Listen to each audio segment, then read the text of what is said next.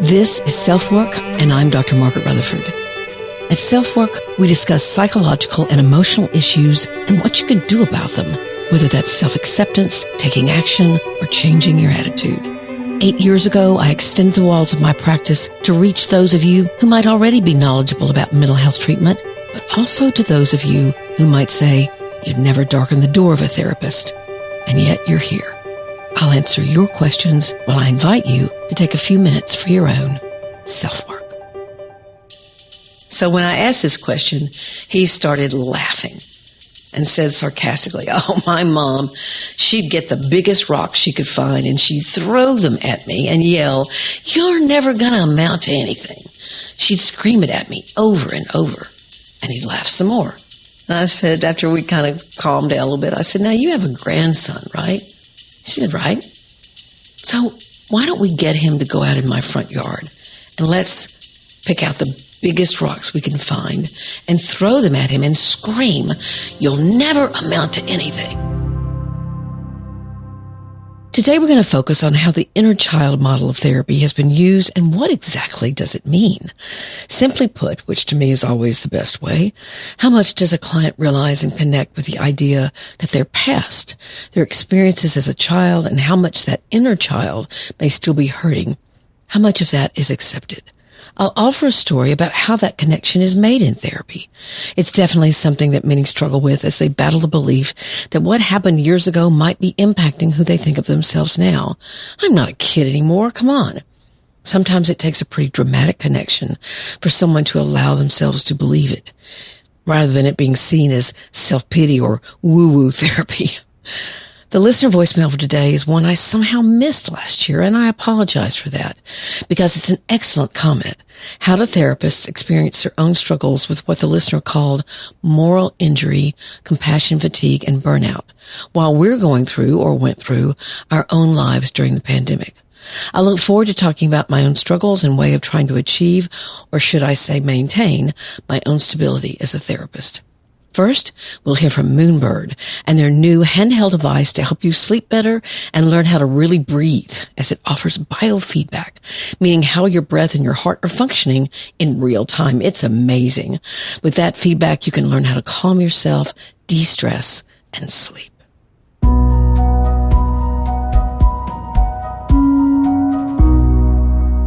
We have a new sponsor on SelfWork, and the product is Moonbird.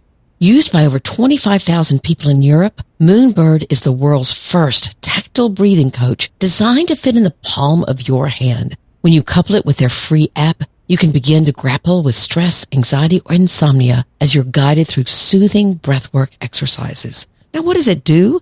Moonbird uniquely measures your heart rate and heart rate variability to guide you to change your own breathing patterns. Basically, you hold a device in your hand and you can feel the pattern of it expanding and contracting, and you follow it. Simple as that. And you don't have to stare at a screen. Just close your eyes and breathe. Go to this website, moonbird.life/product. That's moonbird.life/product, and enter the code SELFWORK for $10 off. Think of all the sleep aids you've bought over the years. I have a drawer full of them. I'm keeping Moonbird right by my bedside, and when I wake up at 2:30 like I usually do, I'm using it to go right back to sleep. Moonbird. It's what you can do about your stress and your insomnia and your life. Moonbird.life/product, and enter the code SELFWORK.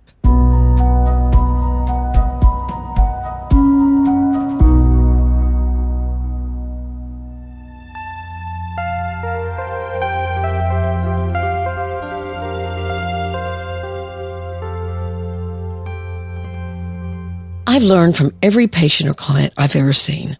Now that may sound like a broad statement, even too broad. Every one of them? But it's true, because every patient is unique and presents their life, their history, their journey, whatever they call it, in a different way.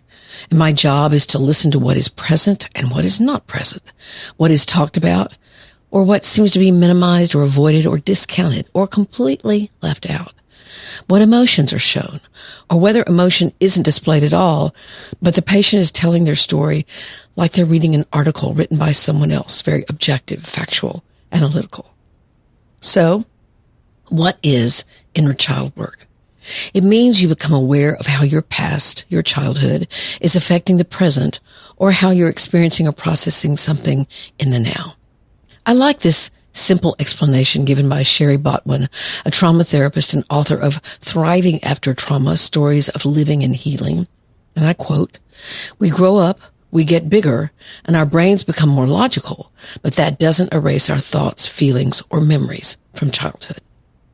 I'm not going to offer a complete history of when that term first began to be discussed. Freud himself, deemed the father of psychotherapy, called it the unconscious part of ourselves.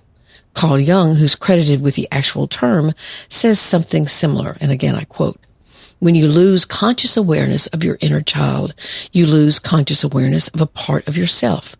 In turn, you may experience difficulty regulating your emotions and act from a regressed state when upset." So what does regressed mean? It means that you're not acting necessarily rationally.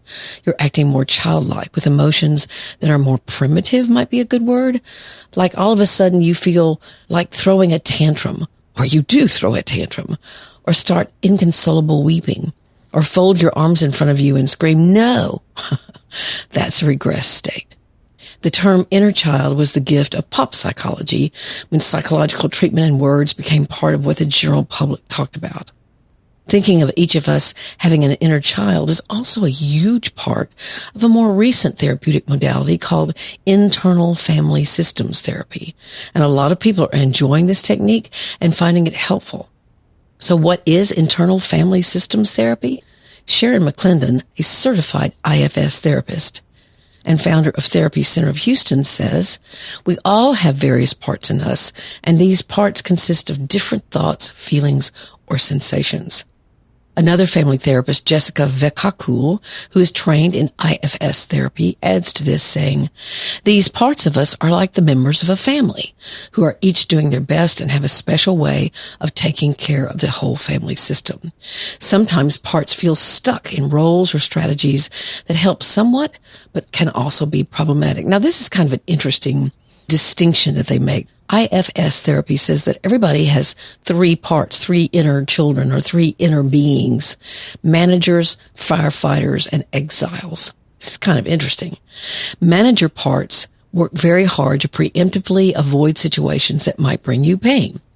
For example, a perfectionist part might try to get everything right to avoid embarrassment or blame. So what are firefighters?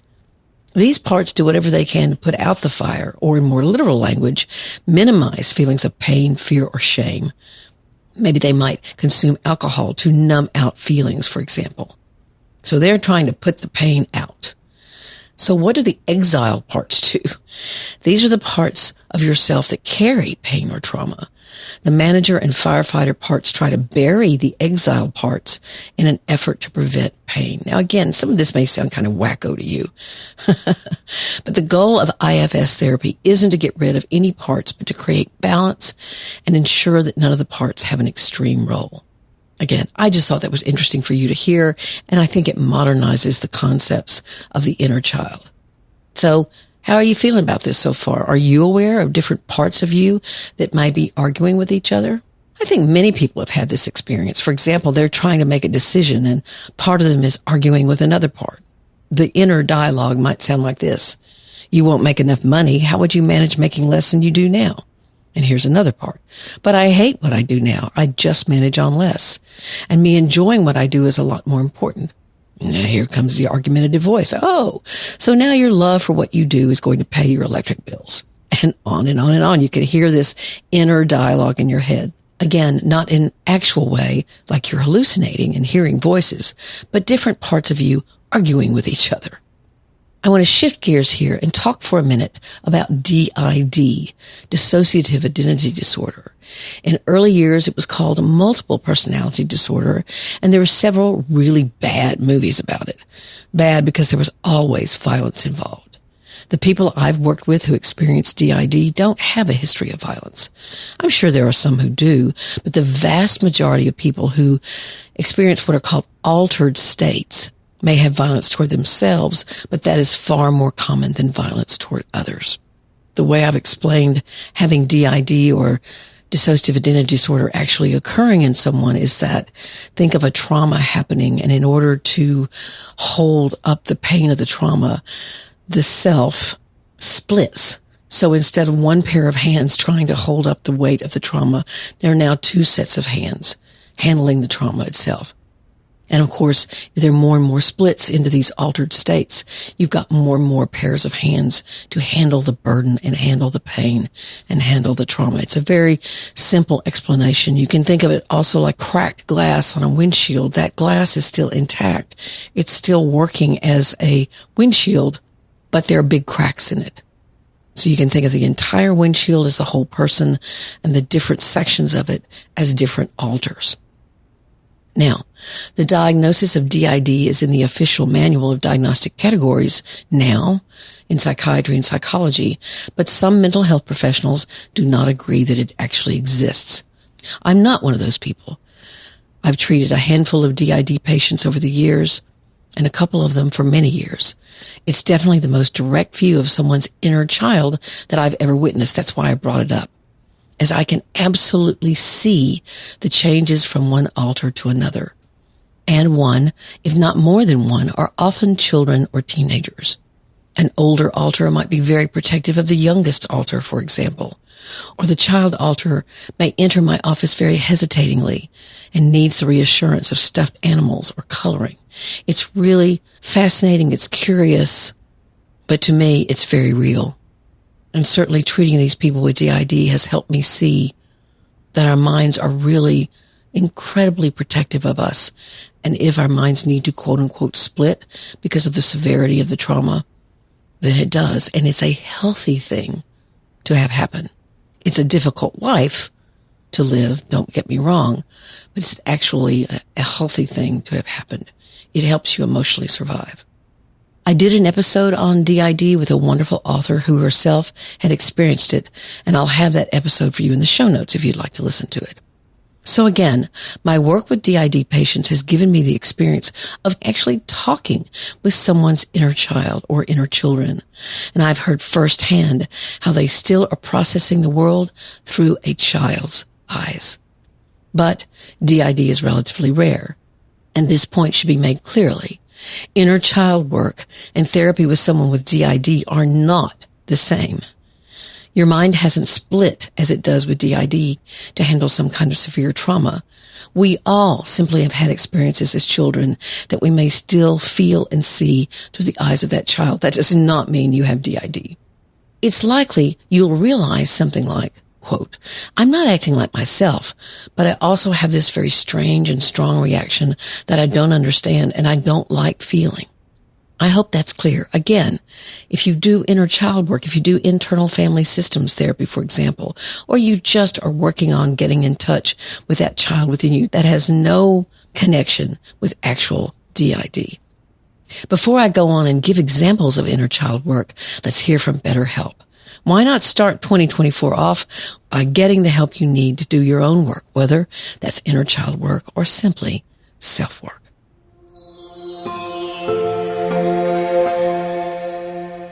I recently heard a fascinating reframe for the idea of asking for help. Maybe you view asking for help as something someone does who's falling apart or who isn't strong. So consider this. What if asking for help means that you won't let anything get in your way of solving an issue, finding out an answer, or discovering a better direction?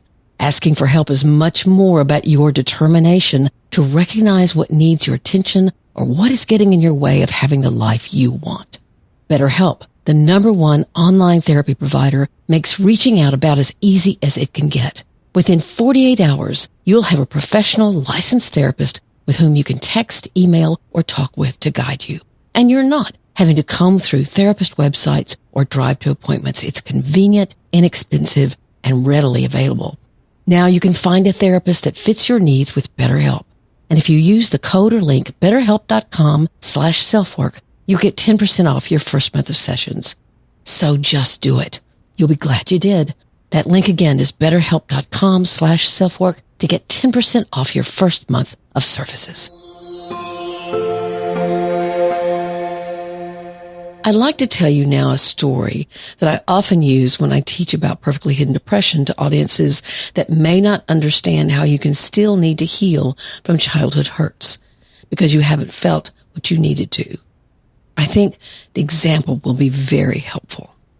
I've named this guy Steve. It's obviously not his real name. Steve came in after he'd seen me with his wife, I guess kind of a test run. He'd retired about a year before from a job where he'd been extremely successful, but he looked forward to retirement. He loved being with his wife and grandkids, but he looked at me and said somewhat pensively, I don't know what's happened.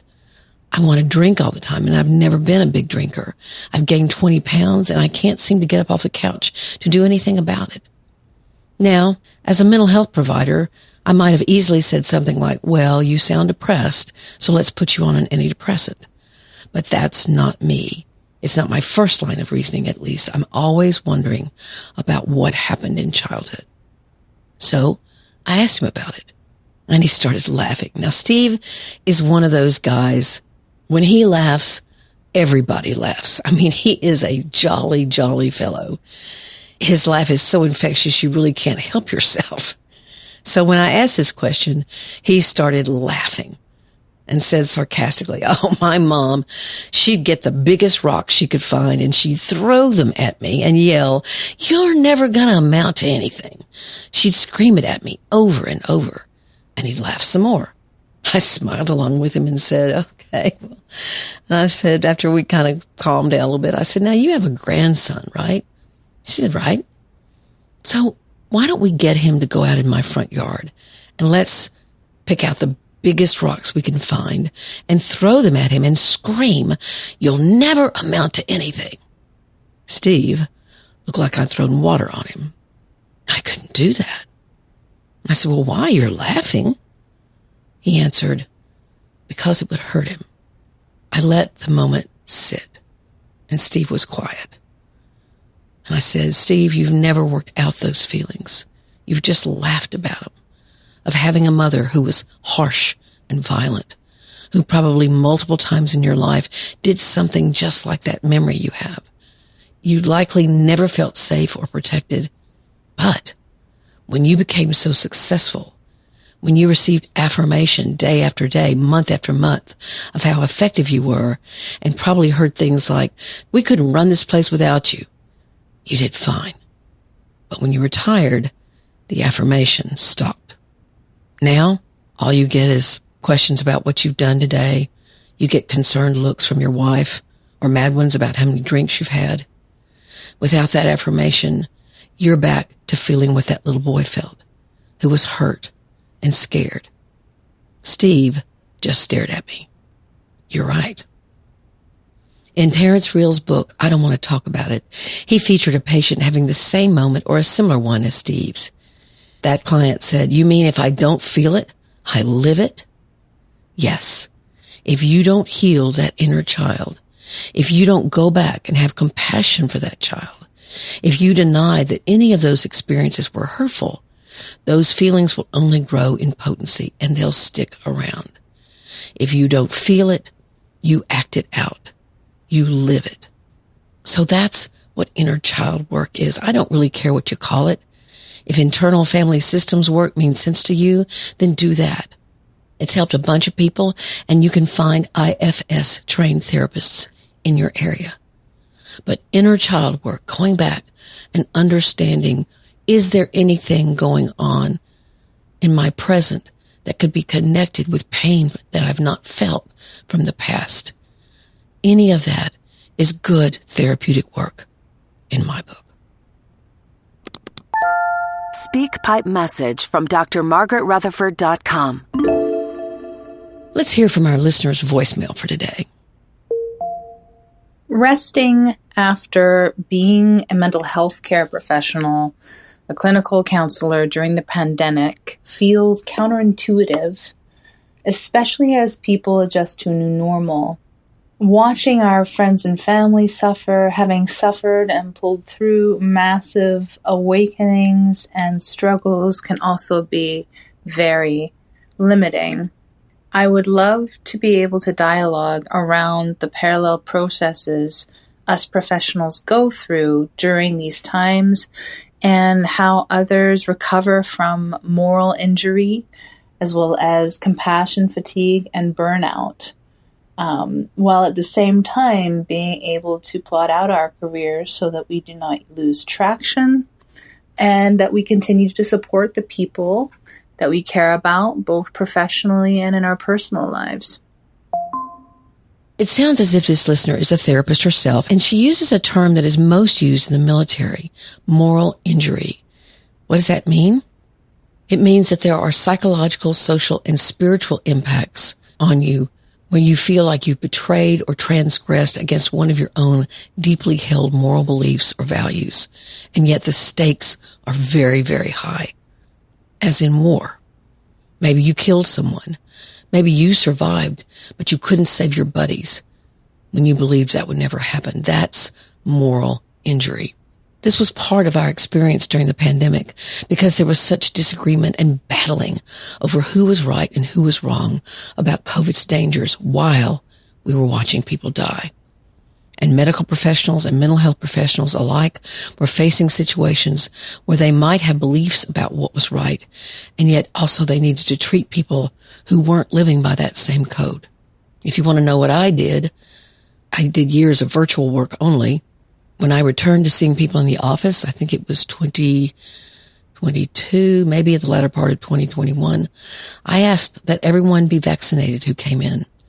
I didn't care or make it an issue when the sessions were virtual. It's just not important. But I have a heart condition, and I felt I needed to protect myself. That was not something I enjoyed doing. I'd always wanted to provide services to anyone that I could. I knew well that being vaccinated didn't prevent people from getting COVID, but I did ask my patients to get a vaccination, or I would see them virtually. I didn't ask for proof. I simply asked. Now, in 2023, the latter part, I don't. But perhaps this listener wasn't in a situation where she had a choice. Moral injury and burnout are highly associated, but they're not the same. Burnout is not enjoying anymore what used to be enjoyable or something that you found worthwhile. You've done it so much. It's the same. And you just can't do that job anymore. You're burned out. It's an individual thing. Whereas moral injury has more to do with cultural expectations, what your environment may force you to do or accept, but you don't feel you can accept or should. And then she mentions compassion fatigue, feeling as if you have little to no compassion left over because there's so much pain and suffering going on. And it's your job to listen and try to help.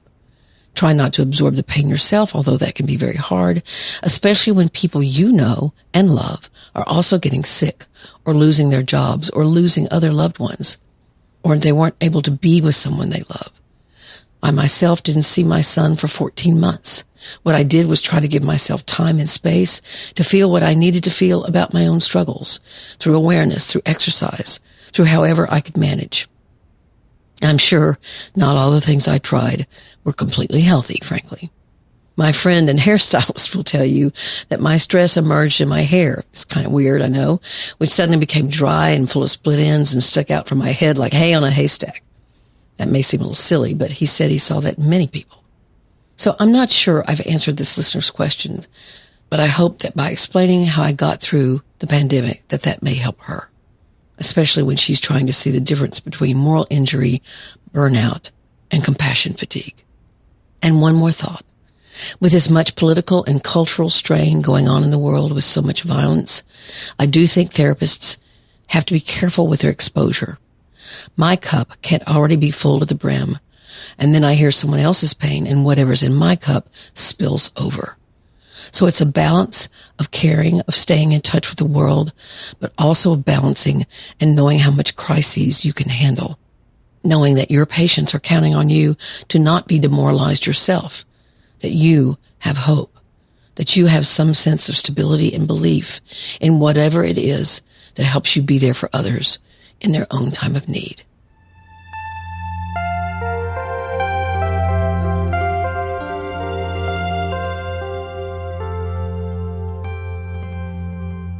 Thank you so much for being here. I'd love for more of you to send in questions via SpeakPipe.